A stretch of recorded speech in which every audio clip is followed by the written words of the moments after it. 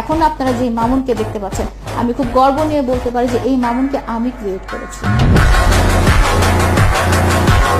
মামুনের সোশ্যাল মিডিয়াতে তার পেজ ভ্যালু একটা ছিল, কিন্তু সেটা এই স্টেজে ছিল না। সেটা যেই স্টেজে ছিল সেটা সবাই জানে। রাস্তাঘাটে মার খাইতো, কোন জায়গায় মার খেতো না, রাস্তাঘাটে গিয়ে ও বলে তো যে লায়লার জন্য সম্মানহানি হয়েছে, ওর সম্মানটা কোথায় ছিল? আমার প্রশ্ন হচ্ছে যে তোমার সম্মানটা কোন দিক দিয়ে ছিল? তুমি নাচো গাও, সেই হিসেবে তোমাকে তো কেউ মিডিয়া কর্মী হিসেবে ধরেই না, মেইন মিডিয়া কর্মী না। তুমি লাইকিতে নাচো গাও, সেই হিসেবে তুমি যখনই রাস্তায় বের হও তোমার লোকজন পিটাইতে আসে, তোমার দেখতে আসে যে তোমার এই অদ্ভুত চুলের কালার, অদ্ভুত ছিঁড়া প্যান্ট, অদ্ভুত স্টাইলিং এর এইসব মানুষ যখন চিড়িয়াখানায় চিড়িয়া দেখতে আসে সেভাবেও তোমাকে দেখতে আসে।